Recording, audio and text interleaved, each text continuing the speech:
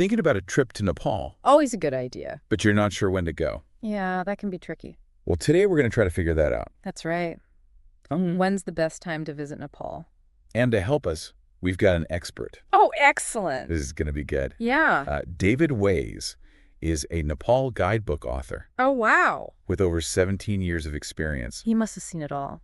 He's got a website, The Longest Way Home. Catchy. And it was last updated in 2025, so we know we're getting up-to-date info. Excellent. His website and guidebooks are incredible resources. So we know he knows what he's talking about. He really does. He breaks down the nuances of Nepal's seasons. Nuances. How so? Well, you've got your autumn, winter, spring, and summer, of course. Right, like we have here. But then, tucked within summer, you have a full-blown monsoon season. Oh, wow. And each of these 5 seasons, 5. yes, 5, Okay. brings its own unique flavor to the country, Interesting. influencing weather, crowds, and even prices. So it's not as simple as just picking a month and going Not quite, no. 5 seasons. That's fascinating.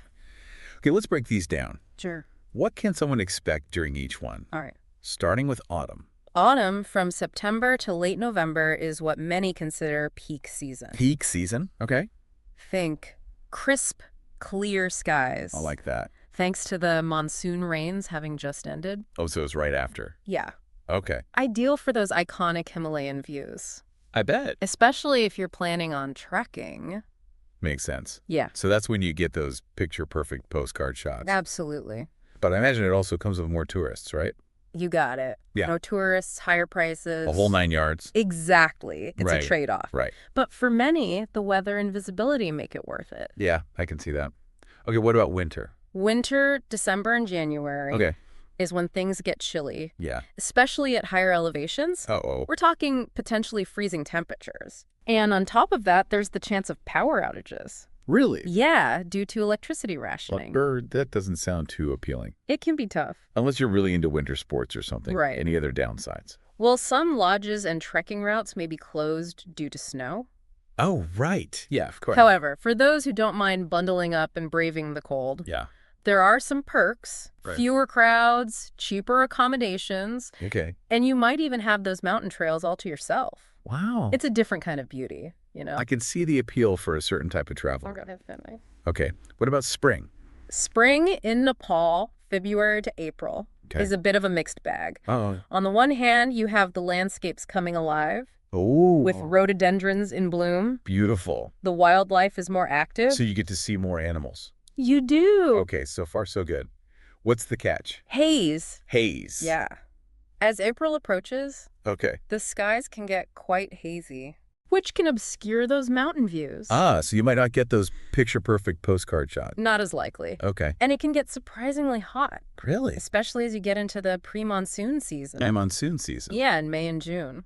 So vibrant landscapes, but potentially hazy skies. That's right. Got it. Now, this pre-monsoon season, Yeah. is that part of summer? Yes. Think of summer as 2 distinct periods. Too. Yeah, May to June is pre-monsoon, Okay. meaning hot, humid weather with occasional showers. That was intense. It can be. And then from June to late August, the full force of the monsoon hits. Wow. And I imagine that brings its own set of challenges. Definitely. Heavy rains can lead to flooding, Oh, no. landslide, Yikes. and make some areas inaccessible. Wow. Plus, there's the added factor of climate change, Oh, right. which can make the timing and intensity of both the pre-monsoon and monsoon seasons a bit less predictable. So it's even harder to plan. It can be. Yeah. Always a good idea to check the forecast closer to your trip. Absolutely. Okay, so lots to consider in terms of weather alone. For sure. But let's get into how these seasons impact specific activities. Okay. Starting with the big one, trekking. Yeah. I know a lot of people dream of hiking those Himalayan trails. Absolutely. If trekking is your primary goal, Yeah. autumn, between September and November, Uh-huh. is often seen as the ideal time. Okay. Clear skies, mild temperatures, Nice. and the trails are in good condition after the monsoon rains. So everything's ready to go? It is. But as we discussed, Yeah. it comes with those peak season crowds and prices. Exactly. Now, spring, Yes. specifically February to April, Uh-huh. is also popular for trekking, It is. especially for those who want to see those rhododendrons in bloom Yes. and have a chance to spot more wildlife. Right, because the animals are more active. Okay, spring sounds tempting, Yeah. But what about that haze we talked about earlier? Does it really impact the trekking experience that much? It depends the day. Some days might be perfectly clear, Okay. while others might be shrouded in haze, Hmm. obscuring those long-range mountain views. So it's a gamble.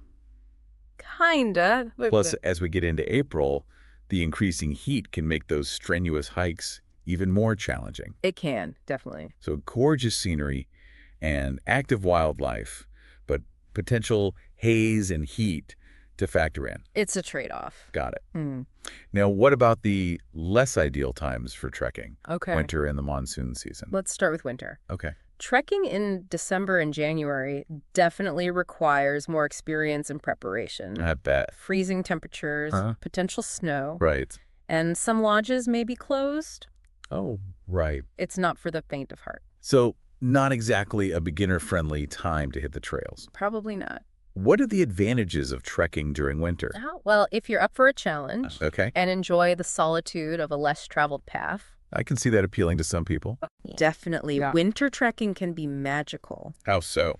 Imagine pristine snow-capped peaks, Wow. crisp air, Okay. and the silence of the mountains broken only by your footsteps. Wow. It does sound magical. It is. Plus, Yeah. with fewer people around you, might snag some incredible deals on accommodations. That's right. It's a great time to save money. Okay, I can see how that would be appealing for certain adventurers. Definitely. What about the monsoon season? I imagine all that rain wouldn't make for very pleasant trekking conditions. You're right. June to August brings heavy downpours, Yeah? which increase the risk of mudslides Oh, no. and make trails slippery and dangerous. Doesn't sound fun. It can be tough. Plus, there's leeches, Leeches. especially in the lower elevations. Oh, no, that's not for me. They can be a nuisance. I think I'll stick to the drier months. Probably a wise choice for most people. Yeah. Although the monsoon season does transform the landscapes Yeah. into a vibrant green paradise. I bet. It's quite a sight to behold, even if you're just admiring it from the comfort of a lodge. I can imagine. Okay, so we've covered trekking, Right. but what about exploring Nepal's rich heritage? Oh, yes. Temples, monuments, ancient cities. So much to see. There's so much to see beyond the mountains. There is. What's the best time of year to experience that side of Nepal? Well, the great thing about Nepal's heritage sites Okay. is that you can explore them year-round. Oh, that's good to know. Yeah. So it doesn't matter when I book my flight, Nope. I can still experience those incredible temples and ancient cities. Exactly. But keep in mind, Okay. each season offers a different perspective, Oh, a different lens through which to view these cultural treasures. okay. I'm all ears. Yeah.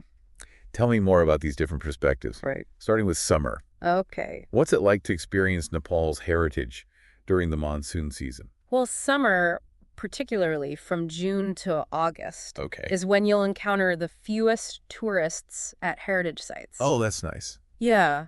The monsoon rains, while they might make getting around a bit more challenging, Uh-huh. wash everything clean, Oh. giving wow. the temples and monuments a fresh, almost vibrant look. So fewer crowds and just cleaned vibe? Right. Not bad. Yeah. But I imagine those heavy rains could put a damper on things literally. They can. Flooding is a possibility, You're right. which can lead to transportation delays Yep. and make it harder to access certain areas, Oh, right. Yeah. especially those off the beaten path. Okay. And in mountainous regions, there's always the risk of landslides. Of course. Yeah. So summer definitely requires some flexibility Yeah, and a willingness to adapt to the whims of the weather. that's right. What about autumn? Yes, I imagine that's a popular time for heritage sightseeing, it is. given the clear skies and pleasant temperatures. Exactly. You're right. Autumn from September to November is But- peak season for a reason. Okay. Everything is running smoothly. Nice. The weather is ideal for exploring both outdoors and indoors. And the tourist infrastructure is at its best. Sounds like a smooth and enjoyable experience. It usually is. But I'm guessing it comes with the usual peak season price tag. Exactly. Expect higher prices for accommodation, tours, and everything in between. Right. It's the classic trade-off. Convenience and ideal conditions often come at a premium. Okay, so smooth sailing, but at a higher cost. Right. Got it. Let's move on to winter. All right. You mentioned earlier that it gets pretty cold then, Yes, with the possibility of power outages. that's right. How does that impact the heritage experience? Well, you'll definitely need to pack warm clothes, Right. And be prepared for chilly evenings, Sure. especially if you're staying in older buildings with limited heating. Yeah, that makes sense. And those power outages, while not constant, Mm-hmm. can be a bit inconvenient. So bundle up and pack a headlamp just in case. Good idea. Are there any advantages to visiting Nepal's heritage sites during winter? Absolutely. The biggest draw is the lack of crowds. You can wander through ancient temples and palaces Yeah. with a sense of peace and tranquility, almost like you have the place to yourself. Wow. Plus, you'll find the most affordable prices on accommodations and tours during this time. So a trade-off again. Yeah. A more intimate and budget-friendly experience. Right. But you might have to sacrifice a bit of comfort. It's a possibility. And finally, we have spring, Yes. from February to April. Right. What are your thoughts on spring for experiencing Nepal's heritage? Well, based on what we've discussed, it seems like spring might offer a sweet spot Oh, between the extremes of summer and winter. of Pleasant weather, Yeah. moderate crowds, Mm. and the chance to see those vibrant landscapes coming alive with flowers. You're spot on. Spring is a fantastic time for heritage sightseeing. Okay. The only potential downside is the haze, Right. which, as we discussed, can sometimes obscure those long-range views. Yeah. But even with a bit of haze, the beauty of Nepal's cultural treasures shines through. Okay, so it sounds like for those who want the best of both worlds, Yeah. decent weather, manageable crowds, and reasonable prices. Uh-huh. Spring might be the ideal time to experience Nepal's heritage. I'd agree with that assessment. Now let's shift gears Okay. and talk about something a little more adrenaline pumping. Oh. Adventure activities. Yes. Nepal isn't just about serene mountains and ancient temples. Right. It's also a playground for thrill seekers. Absolutely. What's the best time of year to get that adrenaline pumping in Nepal?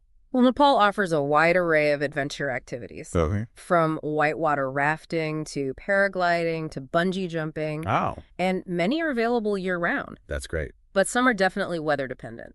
Makes sense. I wouldn't want to be dangling from a bungee cord in the middle of a monsoon downpour. Exactly. So let's break down the best times for adventure activities season by season. Okay. Shall we start with summer again? Let's do it. Tell me about the possibilities and limitations for adventure activities during the monsoon season. Summer, particularly during the peak of the monsoon, from June to August, Uh-huh. does present some limitations, Okay. particularly for water-based and aerial adventures. Out there?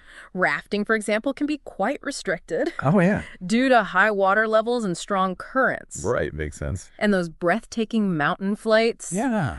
paragliding microflights, Oh, yeah. are often delayed or canceled due to the rain. So maybe not the best time to check those off your bucket list. Right. What about other adventure activities? Yeah. Things like bungee jumping or zip lining. Those are usually still possible, Okay. as long as the access roads aren't affected by landslides or flooding. Right. Yeah, of course. It's always best to check with local operators closer to the time of your trip. Okay, so summer might require a bit more flexibility Yeah. and a plan B just in case. Right. What about autumn? Is that a good time for adventure activities? Autumn is prime time for adventure in Nepal. Really? The weather is clear and stable, making it ideal for rafting, paragliding, those mountain flights, you name it. Wow. If you're looking for those perfect conditions and stunning views, Yeah. autumn is the way to go. Sounds like the perfect time to experience Nepal from above It is. or on the rapids. Yes. What about winter? I imagine the cold might put a damper on some adventure activities. You're right. Winter can be a bit more challenging for some activities. Okay. Rafting, for example, Uh-huh. can be difficult due to lower water levels. All right. And you might need a larger group to make it worthwhile for operators. Okay, yeah, that makes sense. Mountain flights are usually still possible, Oh, great. weather permitting. Of course. But things like bungee jumping might be affected by snow blocking the access roads. So winter might require a bit more planning Right.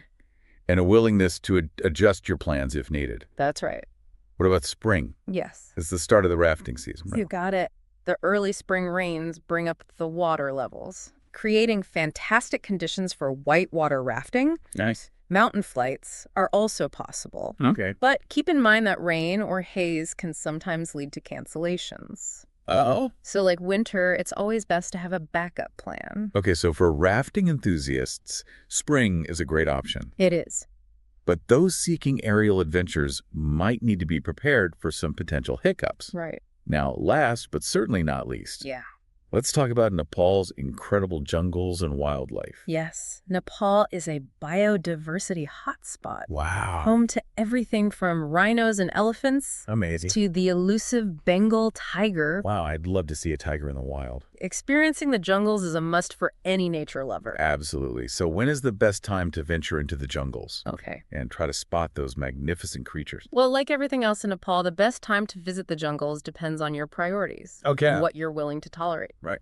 Let's start with summer, the monsoon season. From what we've discussed, I have a feeling it's not the most ideal time for a jungle adventure. You'd be right. The monsoon rains, Yeah. while they create a lush, vibrant landscape, I bet. make jungle trekking quite difficult, Okay. especially in Chitwan and Bardia national parks. Oh, right. Yeah. The humidity is intense, Wow. trails become muddy and slippery, Yeah, no thanks. and there's always the risk of leeches. Yeah, the leeches are a hard pass for me. They can be a problem. So summer is out for jungle exploration. Right. What about autumn? Autumn, from September to November, is a Right. good time for most jungle activities. Okay. The weather is pleasant, Nice. trails are dry, Good. and the foliage is starting to change, Oh, wow. adding another layer of beauty to the experience. Wow, so you get the fall colors. You do. Nice. However, tigers, Yeah, those elusive creatures that many hope to spot, right. tend to stay hidden in the dense undergrowth during this time. Oh, so even though it's a good time to go, you might not see them? So great for general jungle exploration, Yeah, but maybe not the best time for tiger spotting. right. Got it. Yeah. What about winter? Does the cold affect the jungle experience? It does. Okay. Especially at night and in the early mornings. Okay. But the cooler temperatures make it more comfortable for jungle walks during the day. Okay. Yeah. As for tiger sightings, Yeah. they're still relatively rare unless you venture deep into the jungle with experienced guides. So it's still possible, It is. but you need to be prepared. Yes. Okay. So winter offers a different kind of jungle experience. Right. What about spring? Spring, especially from March to May, Okay. is considered one of the best times to spot Bengal tigers, Really? as well as other wildlife like elephants and rhinos. Wow. Weather is warming up. Nice. The vegetation isn't as dense as in autumn, Okay. and the animals are more active. So you're more likely to see them. You are. That sounds promising. But I'm guessing those spring rains could still pose a problem. They can, yes.